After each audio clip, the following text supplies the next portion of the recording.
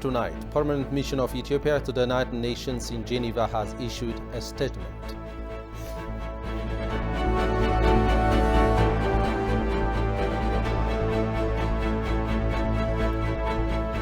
The Interministerial Task Force reveals the first report on human rights violations.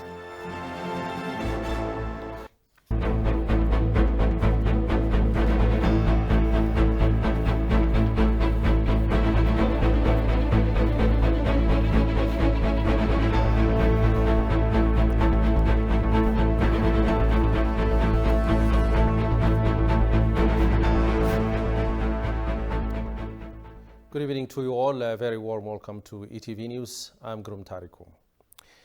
Permanent Mission of Ethiopia to the United Nations in Geneva has issued a statement in response to the draft report of the International Commission of Human Rights Experts on Ethiopia. According to the Permanent Mission, on 22 September 2022, the United Nations Human Rights Council will hold an interactive dialogue on Ethiopia. The dialogue will follow the presentation of the report by the International Commission of Human Rights Experts on Ethiopia, the mission indicated. The Permanent Mission of Ethiopia in Geneva reiterates the commitment of the government of Ethiopia to ensure the accountability for alleged violations of human rights in the context of the conflict in the northern Ethiopia. It would be recalled that the Council welcomed the report of the Joint Investigation Team of the ICHR and EHRC, and the government established an interministerial task force to oversee the implementation of the recommendations contained in the report of the Joint Investigation Team.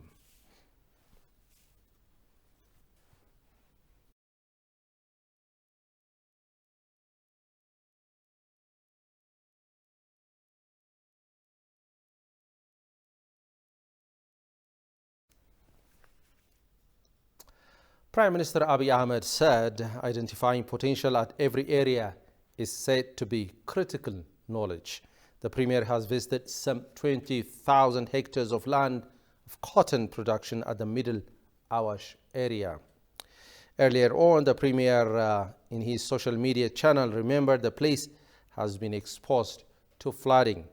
Abiy underlined the efforts are well underway to use improved irrigation technologies in a bid to use the fruit potential in the region.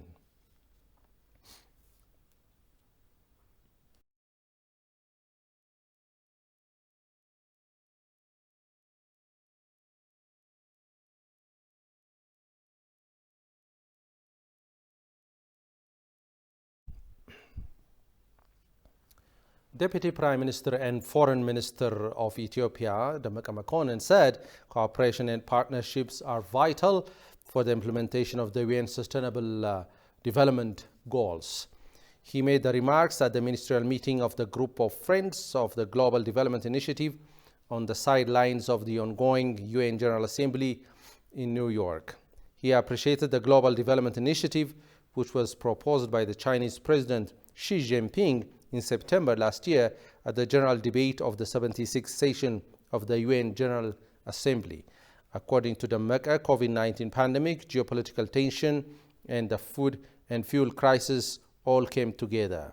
Dammaqe claims that the challenges the world is currently dealing with serve as sharp reminder of the necessity for cooperation within multilateral framework that is dedicated to equity and inclusiveness.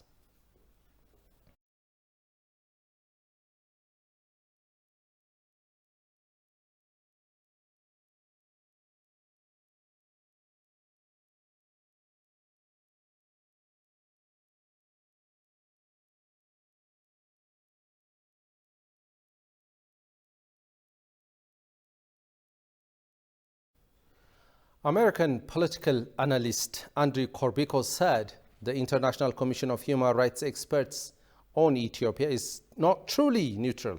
Otherwise, it would pay equal attention to the actual atrocities that the terrorist TPLF carried out in the Afar and Amhara regions. The Commission imposed on Ethiopia in violation of international laws has released a biased, incoherent, and politically motivated report on Ethiopia. Talking to Ethiopian news agency, Korbiko said the stance is deliberate and intended to add ammunition to the information warfare campaign against Ethiopia, particularly in the democratically elected leadership and armed forces under its command. The Commission's exclusive focus on alleged atrocities in Tigray, instead of paying equal attention to the actual ones that the TPLF committed in the Afar and Amhara regions, very strongly suggests a political agenda behind their latest publication, the analyst stressed.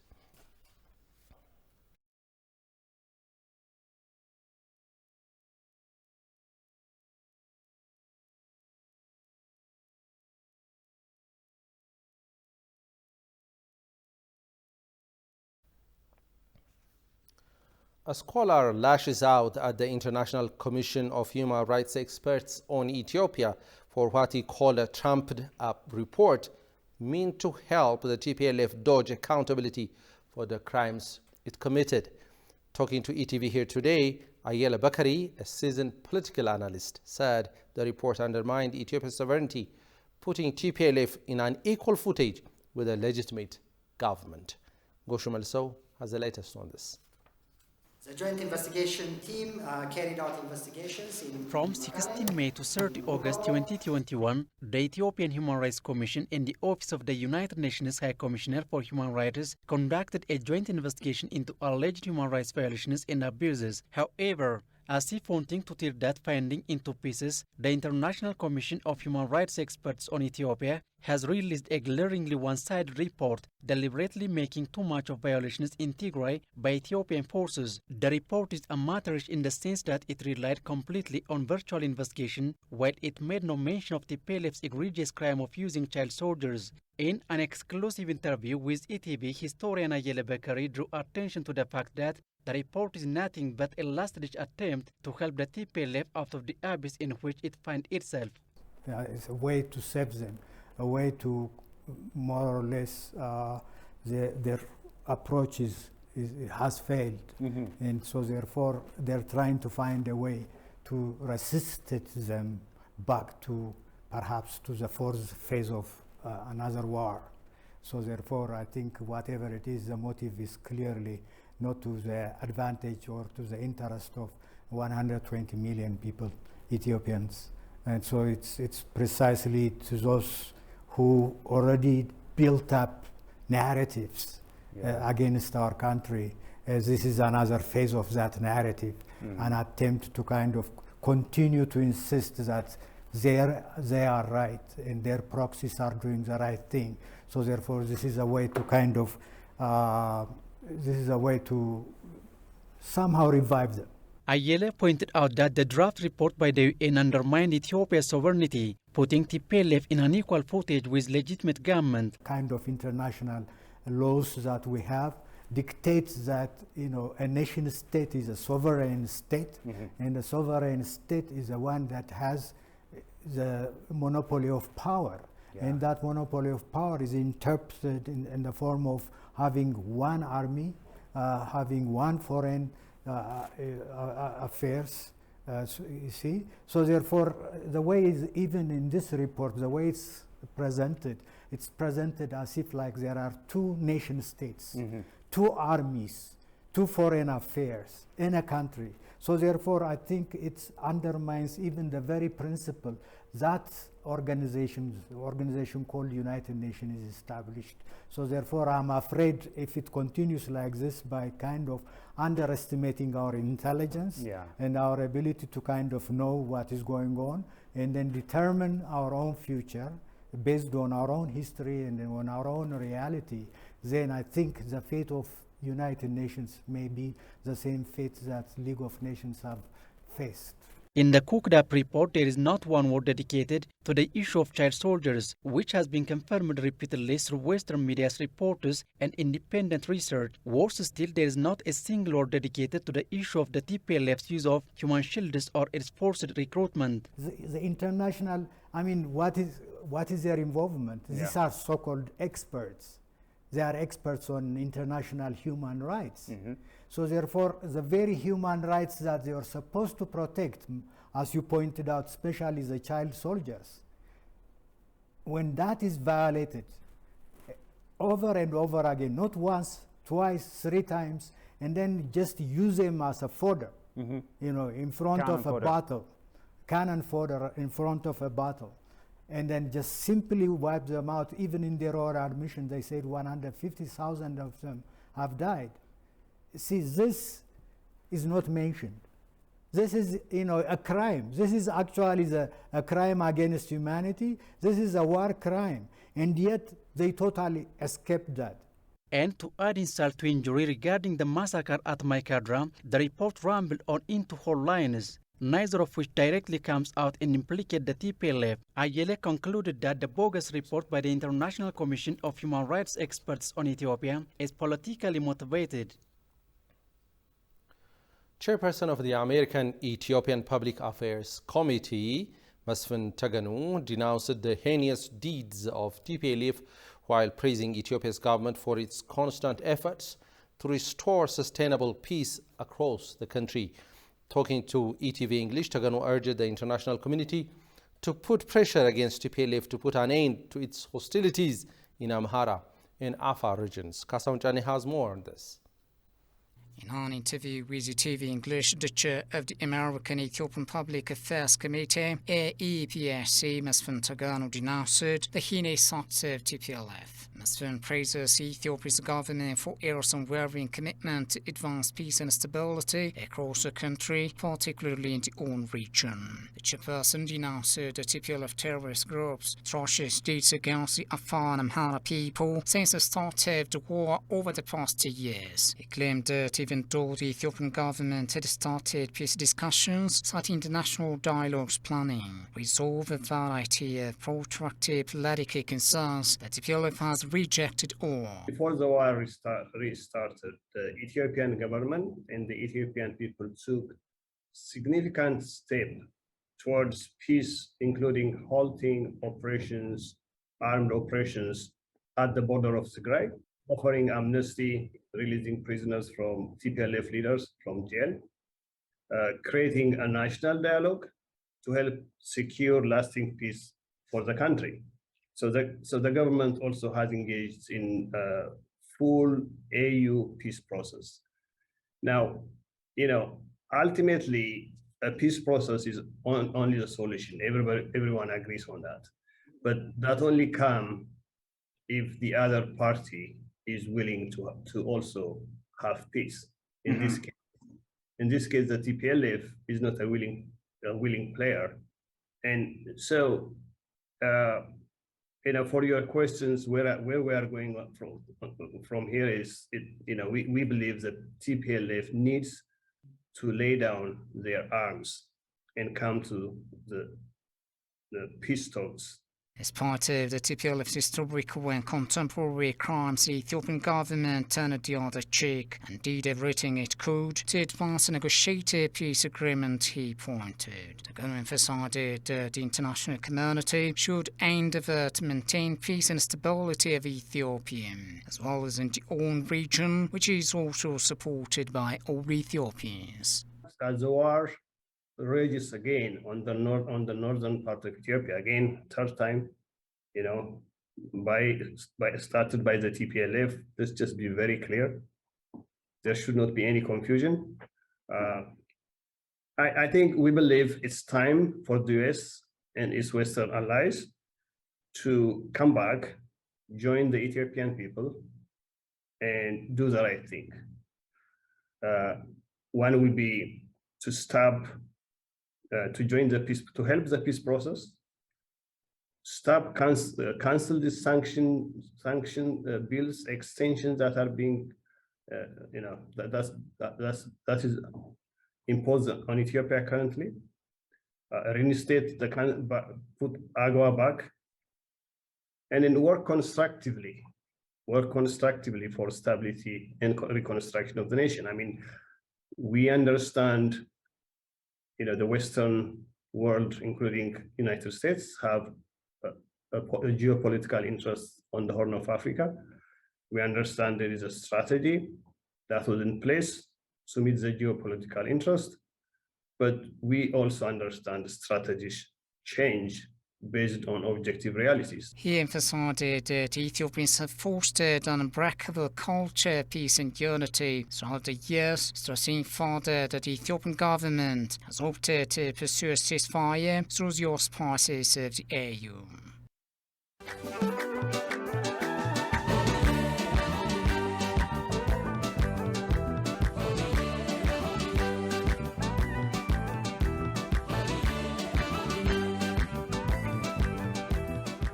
ገበሬው ማረስ አለበት፣ አስተማሪው ማስተማር አለበት፣ ነጋዴው መነገድ አለበት፣ ወታደር አገሩን መጠበቅ አለበት እንጂ ሁሉም ነገር ወደ አንድ ዳይሬክሽን ብቻ እንዲሄድ ካደረግን እንደ ሀገር መቆም አንችልም። ዘንድሮ ስንዴ ምንም ጥርጥር የለውም ኢትዮጵያ ኤክስፖርት አድርጋለች።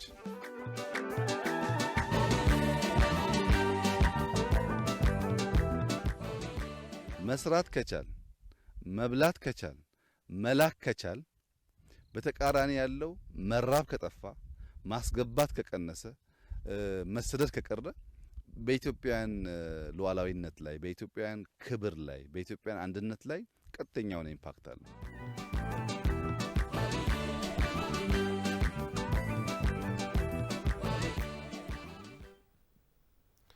Welcome back, and you are watching ETV News.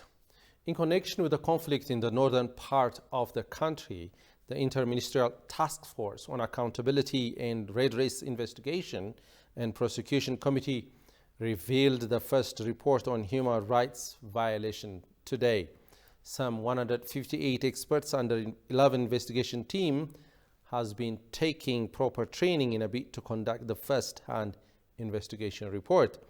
According to the report, 2,831 people have been killed and some 452 individuals faced atrocities.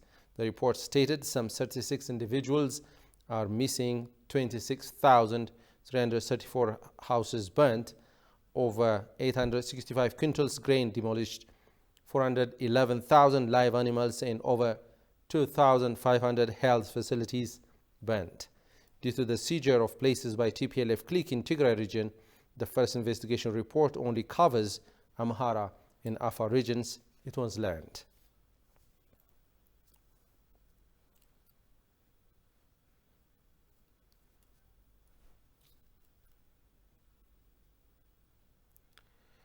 Canadian historian and novelist Jeff Pierce wrote his observation regarding the latest joint report from International Commission for Human Rights.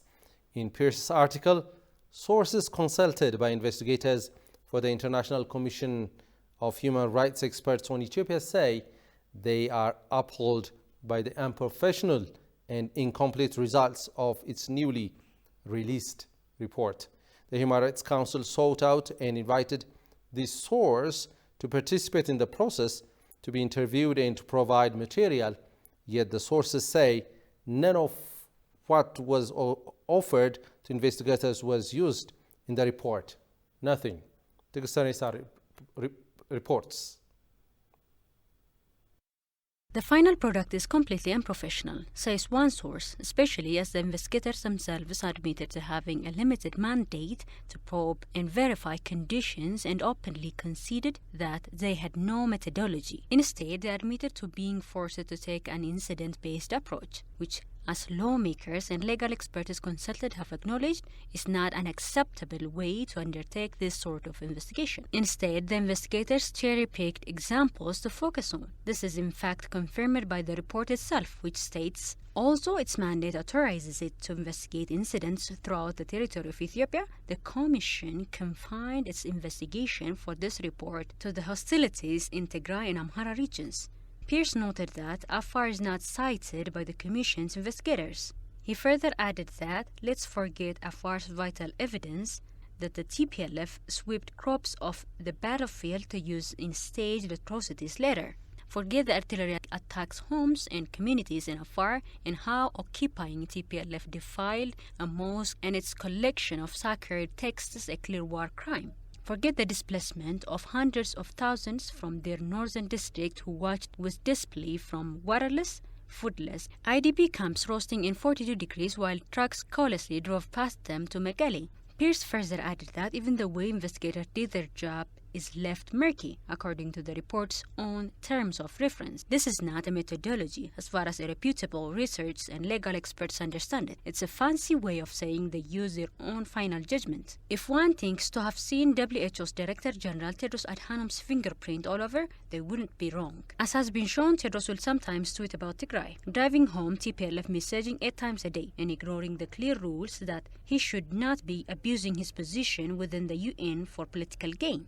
But perhaps the biggest disgrace in the report is what it does not include. There is not one single word dedicated to the issue of child soldiers, which has been confirmed repeatedly through Western media's reports and independent research. There is not a single word dedicated to the issue of the TPLF's use of human shield and its forced recruitment. The lack of study of forced recruitment is especially appalling, as not only has the Western media confirmed it happens, but the investigators could have confirmed this by relying on the UN's own confidential documents, including safety and security reports, which testifies to this. More than ever, Pierce suggested Ethiopia must look to the rest of Africa to have its back and to join it in building a bloc united in common economic and security interests for the continent. Observers of the World Peace Day expressed fear that the world is probably witnessing the most lethal and brutal wars in its entire history while celebrating the day. This year's Peace Day is commemorated under the theme End Racism, Build Peace. Each year, the International Day of Peace is observed around the world on the 21st of September. The UN General Assembly has declared this day as a day devoted to strengthening the ideals of peace through observing 24 hours of non-violence and ceasefire. Johannes Van Town has the following report.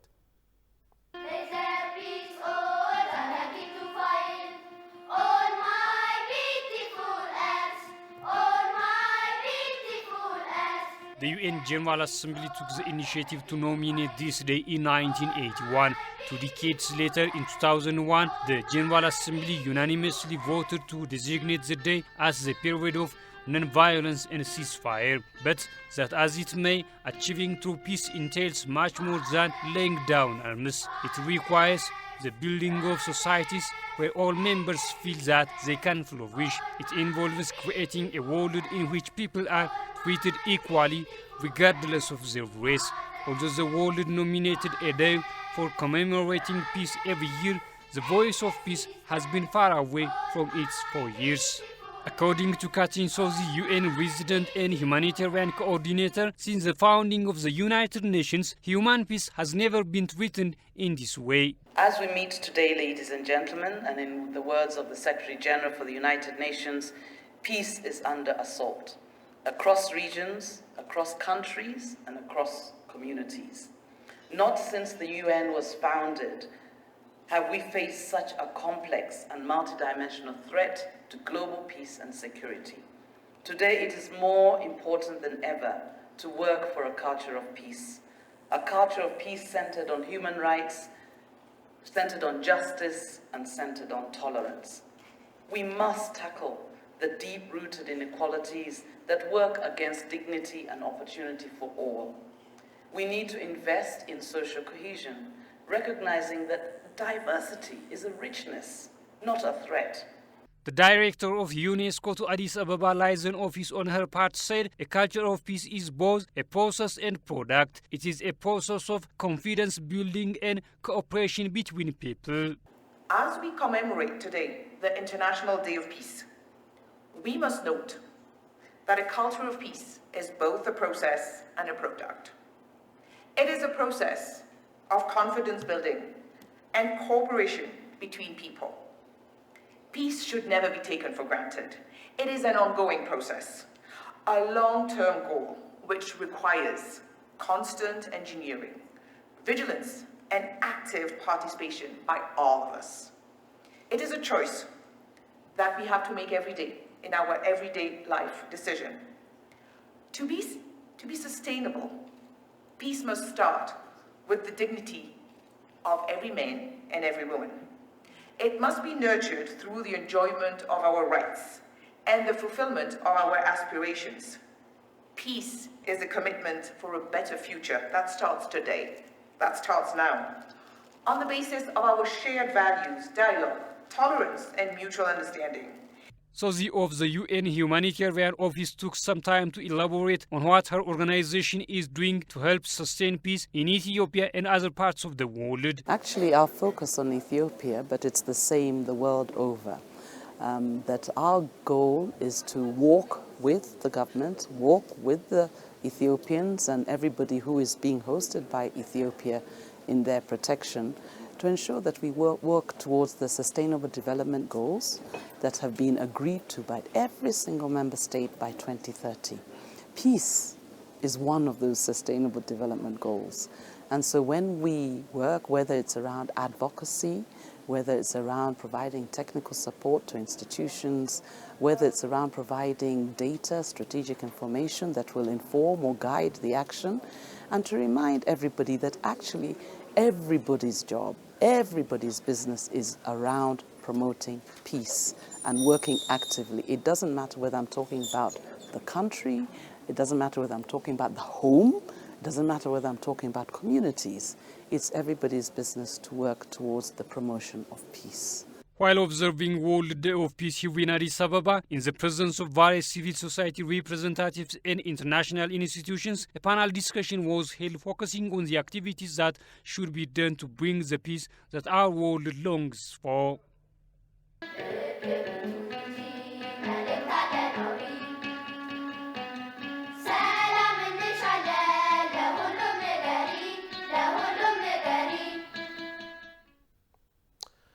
Deputy Prime Minister and Minister of Foreign Affairs Demeqe Mekonnen met with State Councilor and Minister of Foreign Affairs of China Wang Yi in New York on the sidelines of the 77th US UN General Assembly. The two sides agreed to cooperate in the economic sphere as they discussed bilateral and multilateral issues of mutual interest. Demeqe praised China's contribution to the two countries' development cooperation. He also expressed gratitude to the Chinese Foreign Minister for his country's support to Ethiopia during trying times and for contributing to maintain regional peace. The State Councilor and Minister of Foreign Affairs of China, Wang Yi, for his part stated that China places a high priority on its relationship with Ethiopia and emphasized Ethiopia's crucial contribution to the Horn of Africa's peace and stability. Wang Yi said China will assist Ethiopia in developing its capacity and providing humanitarian support.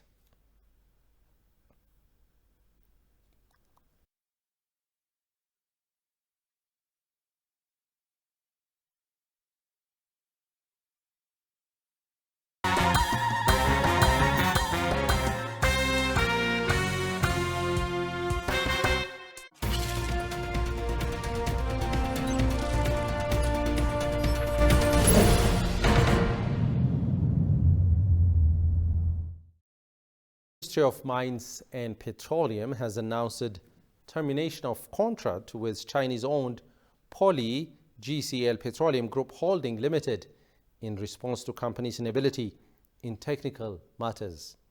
Mines and Petroleum Minister Takealot Umar disclosed that the government was providing all necessary assistance to the company to enable it to overcome the challenges it faced. The Ministry of Mines and Petroleum issued a list of conditions to be met by the company related to its activities. Takealot underscored similar measures will be taken on companies which are not working as per the requirements entailed by the agreements they signed with the government.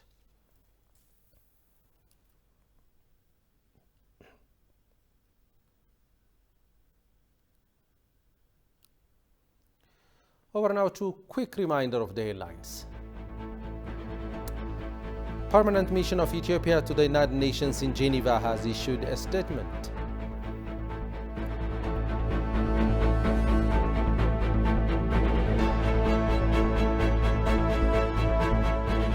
The Inter-Ministerial Task Force reveals the first report on human rights violations.